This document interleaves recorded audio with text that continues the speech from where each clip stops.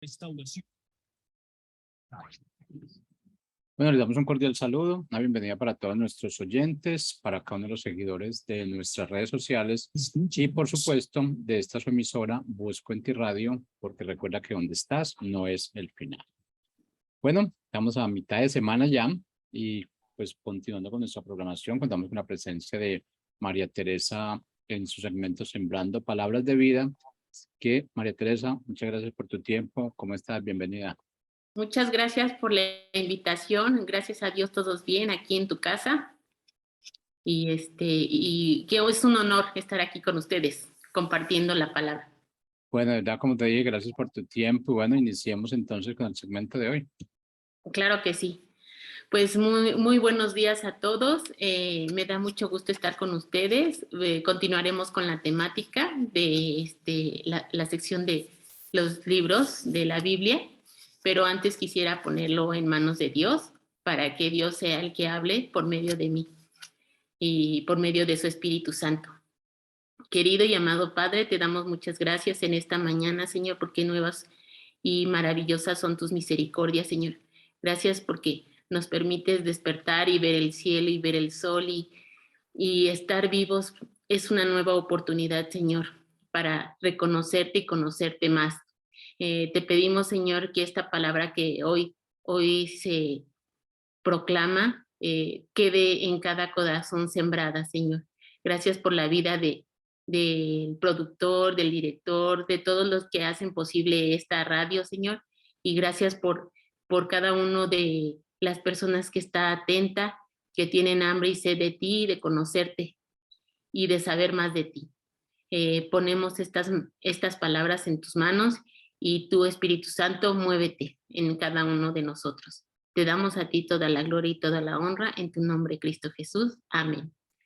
Pues bueno, hoy seguiremos con la temática de los libros de la Biblia. Hoy nos toca el libro de Ezequiel y en lo personal es un libro que me apasiona, bueno, como todos los libros.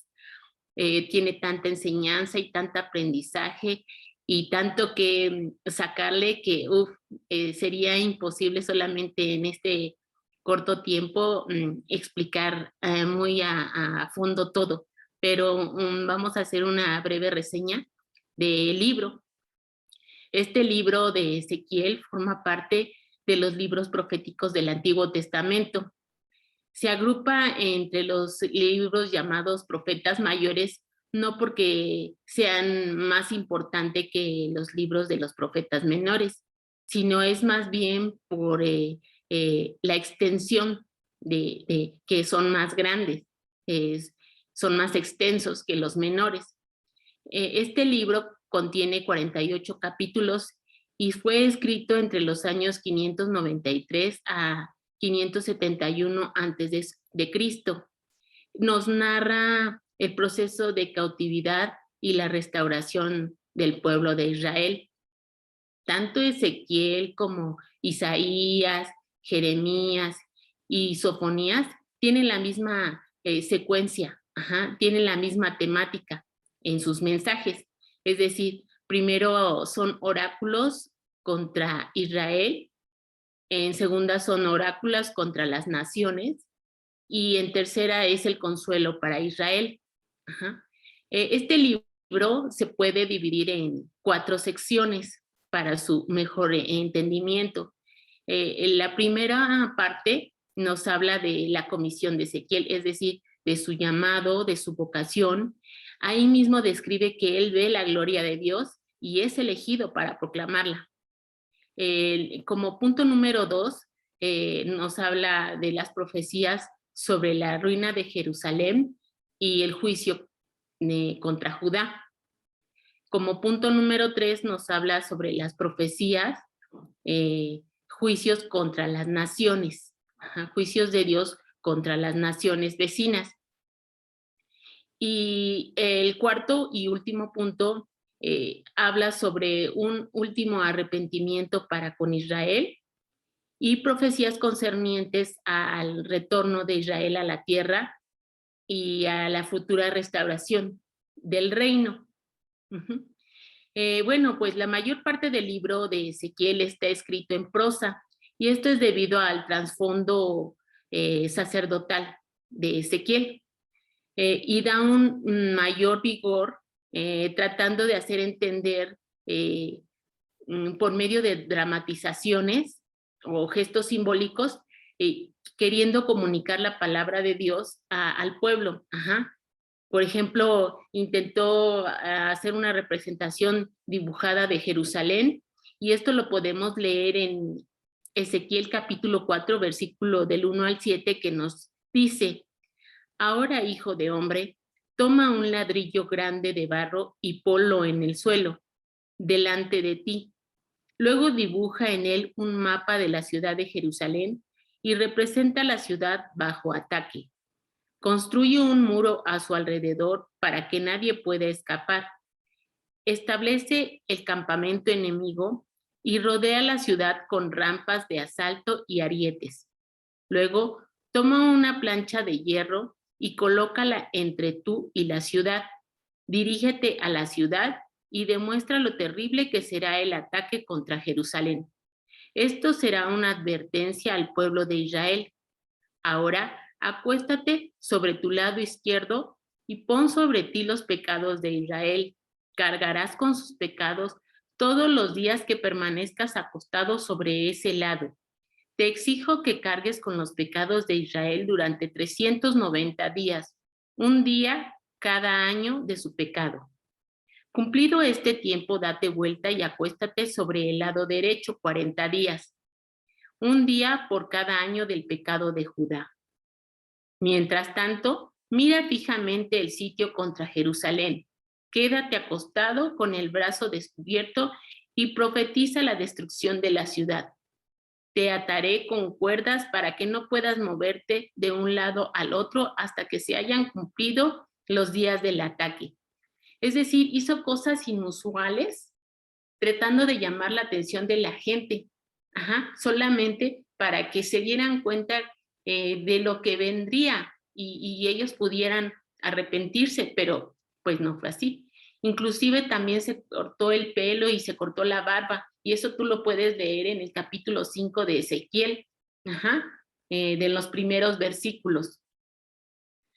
Ezequiel, ¿qué significa? Bueno, significa Dios fortalece o él será fortalecido por Dios. También fue contemporáneo de Daniel. Daniel fue exiliado o llevado cautivo en la primera oleada de cuando vino Babilonia, ¿sí? En el año 597. Y Ezequiel fue llevado cautivo en la segunda oleada, junto con, les había comentado, con artesanos calificados, militares, aristócratas. Entonces, en esa deportación figuraba Ezequiel. Ezequiel era hijo de Buzi, era sacerdote, y él fue a residir a orillas del río Quedar durante el siglo VI a.C. Y allí mismo fue donde Dios le llamó para que empezara su ministerio y a profetizar. Esto lo podemos leer en Ezequiel capítulo 1, versículo del 1 al 3, que nos dice: mi nombre es Ezequiel, hijo de Buzi, y soy sacerdote. Se está presentando. Fui llevado prisionero a Babilonia junto con el rey Joaquín y muchos otros israelitas. 5 años después, Dios me habló y me hizo sentir su poder y me permitió ver algunas cosas que iban a suceder. Estaba yo junto al río Quebar. Era el día 5 del mes de Tamuz del año 30. Ese día pude ver que el cielo se abría. El día 5 del mes de Tamur, el mes de Tamur es del calendario judío. Entre nosotros, el calendario solar es a mediados del mes de junio y julio. Y a partir de ese momento, pues su vida dio un cambio drástico. Fue la portavoz de Dios al pueblo de Israel exiliado. Y él empezó en el año como ya había dicho, 593, y su ministerio duró 22 años. Ajá. No se tienen más datos cronológicos hasta el año 571. Él empezó su ministerio a la edad de 30 años y Dios hace de él un ejemplo práctico, ajá, para que él mismo sintiera la amargura, ajá, de las cosas de las cuales profetizaba, debiendo sentir no solamente el pecado del pueblo, sino también los juicios de Dios sobre ese pecado. Tras toda esta humillación y angustia, no logra tocar el corazón del pueblo, pero Dios ya se lo había advertido, y esto lo podemos leer en Ezequiel capítulo 2, versículos del 5 al 7, que nos narran, tal vez no te harán caso, Dios hablando, tal vez no te harán caso, pero si no lo hacen así, porque son gente rebelde, siempre sabrán que entre ellos hubo un profeta.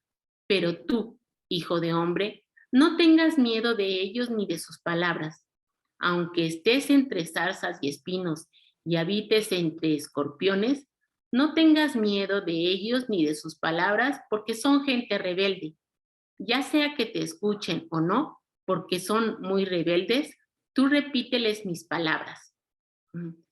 O sea, tú sé consistente, tú procede, sigue, continúa. Esta palabra me gusta porque también vivimos en un mundo caído y cada día las cosas se ponen peor, pero Dios te dice, tal vez no te hagan caso, pero tú sigue, tú sigue, tú sigue, tú sigue predicando, sigue haciendo lo que yo te mando.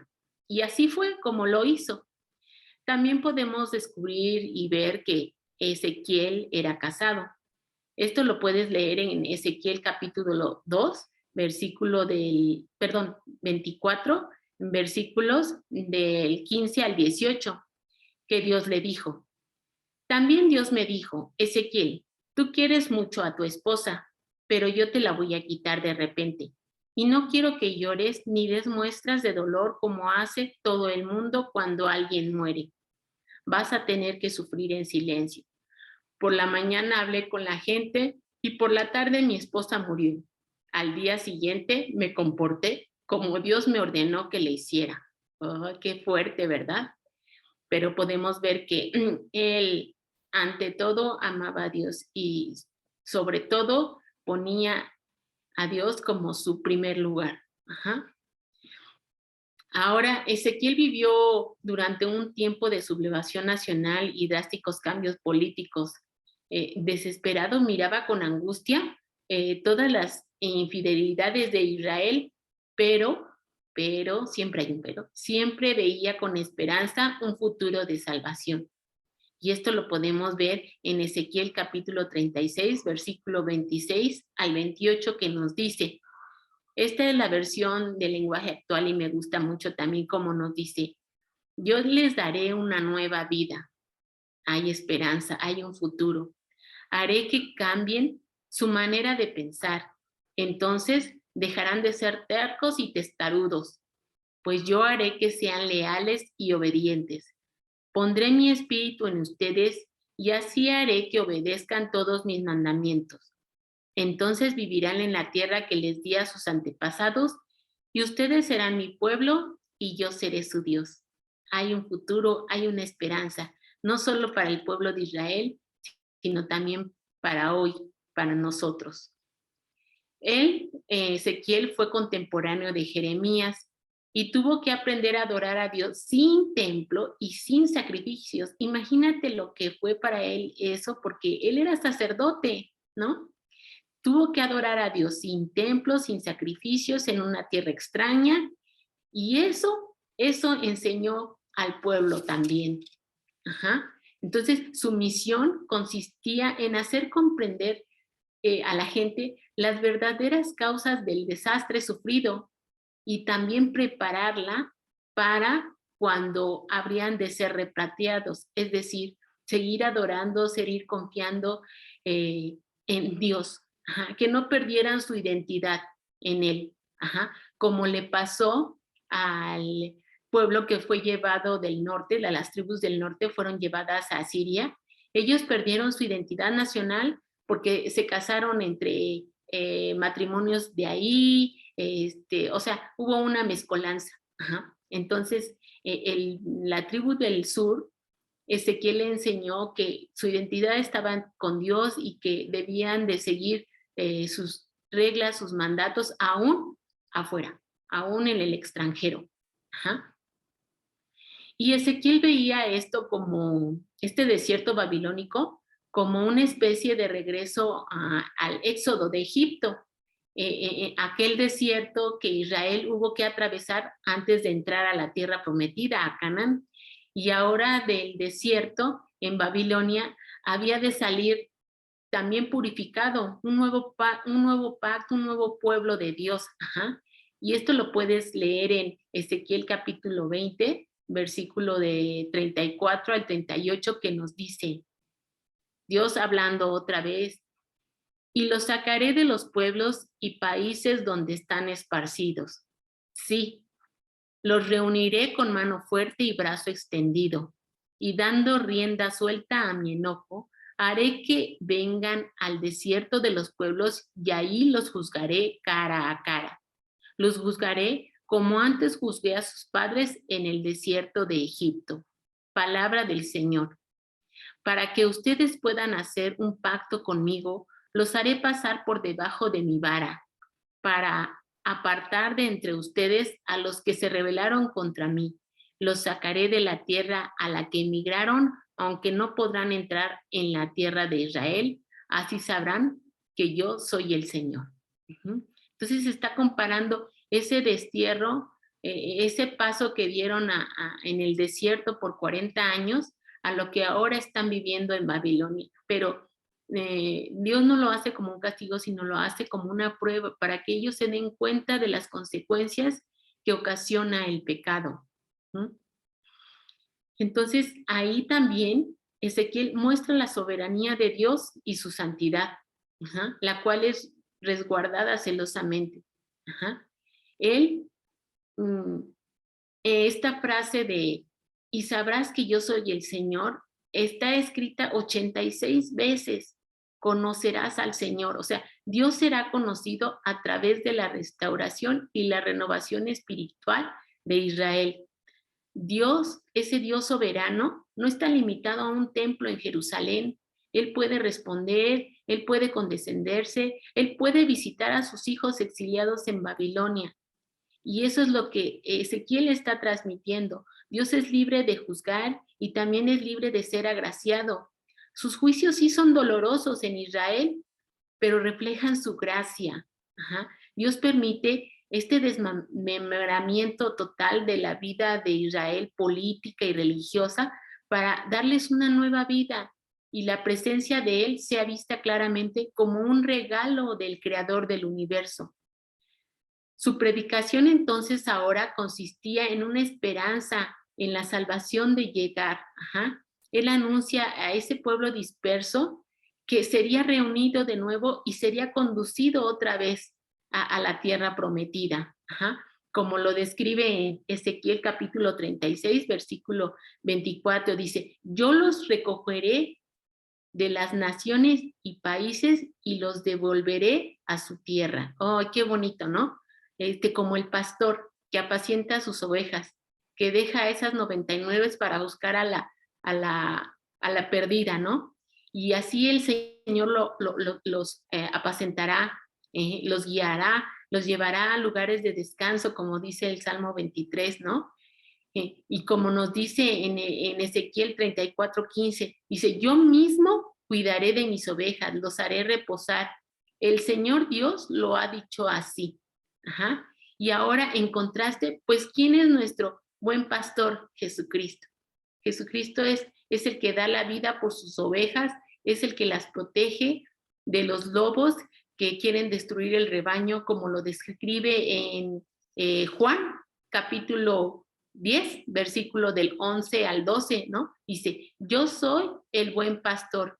El buen pastor da su vida por las ovejas, pero el asalariado, el que no es el pastor ni el dueño de las ovejas, huye y abandona las ovejas cuando ve venir al lobo, y el lobo las arrebata y las dispersa. ¿Por qué está diciendo esto? Porque Ezequiel también denuncia a los líderes religiosos, a los líderes de Israel como falsos pastores, porque no veían, no cuidaban a su pueblo, se preocupaban más por ellos mismos que comían, que vestían, que si fueran atendidos.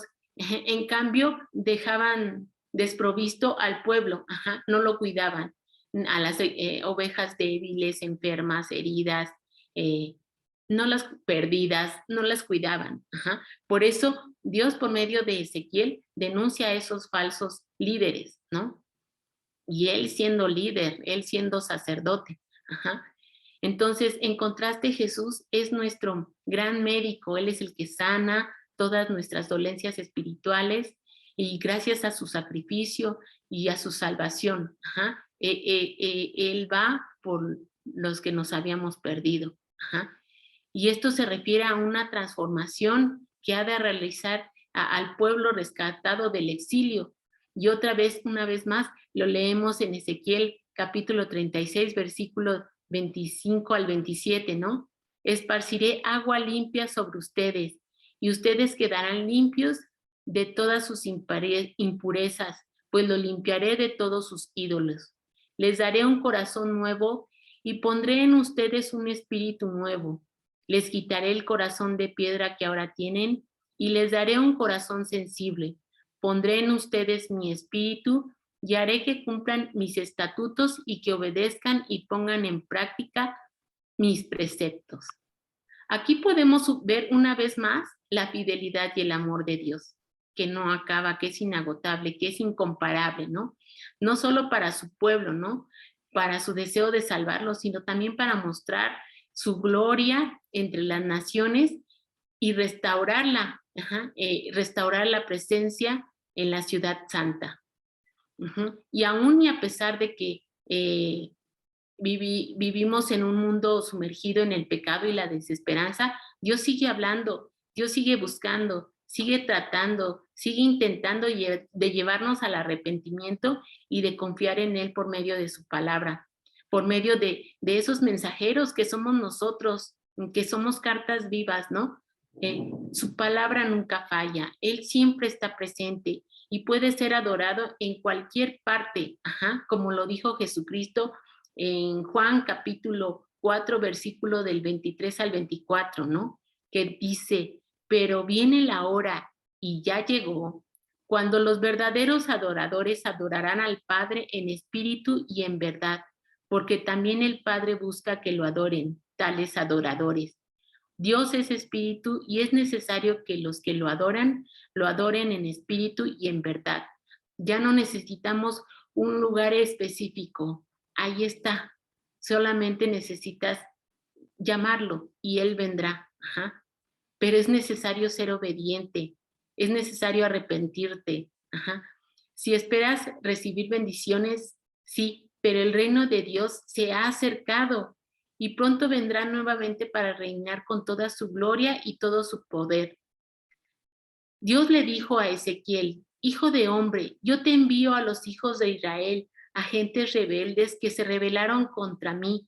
Ellos y sus padres se han rebelado contra mí hasta este mismo día.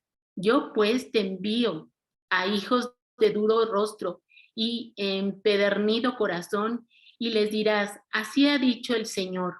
¿Acaso ellos escuchen? Pero si no escuchan, porque son una cosa rebelde, siempre conocerán que hubo profeta entre ellos. Eso se lo dijo Dios a Ezequiel. Y Dios ahora nos dice a nosotros que vayamos y compartamos su evangelio, que hagamos discípulos. Puede que pienses que no cuentas o no tienes algo en especial para ayudar o que no es suficiente, pero debes estar convencido que su palabra es poderosa y que Dios es el Dios del imposible. Es Dios mismo obrando en ti, obrando victoria. Entonces, no nos falta nada más si lo tenemos a Él, ¿no? Recuerda que somos instrumentos en sus manos y que del único Dios, Él permite ser usado, que nosotros seamos usados por Él. Solo con su gracia podemos llevar a cabo este llamado al que Él nos envió. Dios no quiere que nadie se pierda, sino que todos volvamos a su arrepentimiento, que volvamos a Él con un corazón contrito y humillado. Por eso, si tú lees en Ezequiel capítulo 33, versículo 11, dice, diles, vivo yo, dice el Señor, que no quiero la muerte del impío, sino que se vuelva el impío de su camino y que viva. Vuélvanse, vuélvanse ustedes malos de sus malos caminos. ¿Por qué morirán, oh casa de Israel? Dios no quiere que nadie se pierda. Él aquí está anhelando en su corazón que vuelvan, que volvamos de esos malos caminos, que volteemos nuestros ojos a Él. Y ahora, Ezequiel, eso nos reta a experimentar una visión de poder, de conocimiento, de eterna presencia y santidad de Dios que cambie nuestra vida, a dejar que Dios nos dirija, a comprender la profundidad y el compromiso que tenemos, que se aloja en cada corazón, a reconocer que Dios nos hace también responsables a nosotros, sus siervos, de advertir a los demás sobre el peligro en el que se encuentran al seguir en el pecado y experimentar una relación viva con Jesucristo, quien nos ha dado un nuevo nacimiento. Él tiene el poder de levantar y de restaurar una vez más y dar vida a esos huesos secos. Por eso la importancia de ser llenos de su espíritu, de declarar su palabra, la que Él mismo nos ha dado, de renovarnos día con día por medio de esa relación personal, a través de su palabra, a través de esa intimidad, de esa comunión cada día con nuestro Señor. Por eso no perdamos la esperanza. Dios está aquí, Él está presente. Él no quiere que nadie se pierda, pero tampoco Él no puede ser burlado. O sea, Él es amoroso, pero también Dios es justo. Y quisiera leerles por último este salmo, porque va muy relacionado con lo que hoy estamos hablando. Es el Salmo 121, que nos dice, miro a lo alto en las montañas en busca de ayuda. ¿De dónde vendrá mi ayuda? Mi ayuda vendrá del Señor, el creador del cielo y de la tierra. Dios no te dejará caer. Tu protector nunca se dormirá. El protector de Israel nunca duerme ni se deja rendir por el sueño. El Señor es tu protector. El Señor siempre está a tu lado como una sombra para protegerte. El sol no te lastimará durante el día, ni la luna durante la noche. El Señor te protegerá de todo mal, protegerá tu vida. El Señor protegerá tu ida y tu venida desde ahora y para siempre. Entonces, sí es verdad que Dios nos está llamando a reconocer, a que examine nuestro corazón, pero también nos está llamando a que hay un futuro y una esperanza con Él.